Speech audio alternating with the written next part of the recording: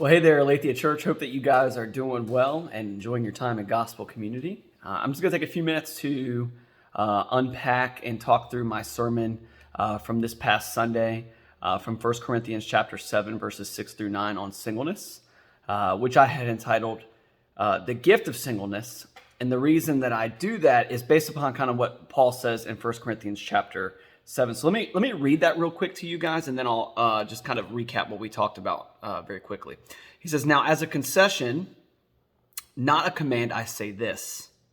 I wish that all of you were as I myself am, but each has his own gift from God, one of one kind and one of another. To the unmarried and the widows I say that it is good for them to remain single as I am, but if they cannot exercise self-control, they should marry. For it is better to marry than to burn with passion." And so kind of what we see there is Paul is basically saying, hey, whether we're talking about singleness or we're talking about marriage, both are gifts given by God.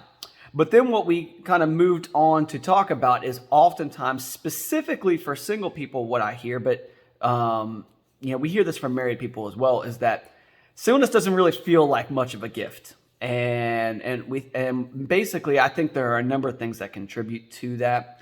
It can be culture around us. It can be the way that we relate with one another in the church. And oftentimes it's things that we believe to be true about being single versus being married that don't allow us to enjoy the gift that God gives us if we are single.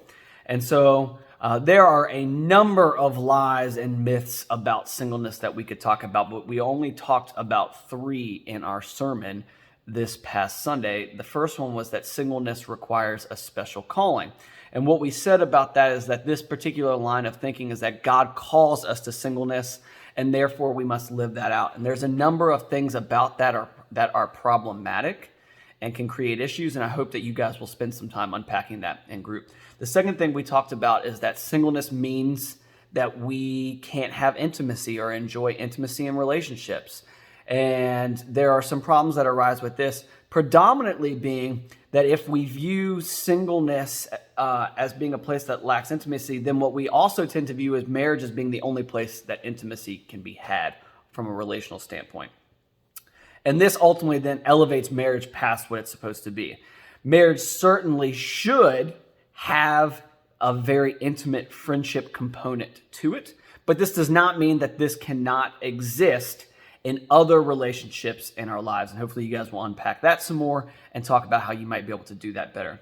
Lastly, a lie that we leave is singleness means that we don't have family.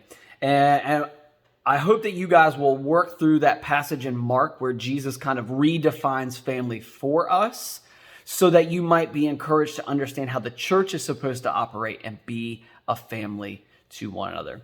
Lastly, I hope you guys will just spend some time practically talking through how married couples can love singles better, how single couples can love one another better, and how all of us can work together to be the family of God to make much of Jesus together and live out the unique gift that God has given each one of us. I love you guys. I'm praying for you. Have a wonderful week. Go and be the church.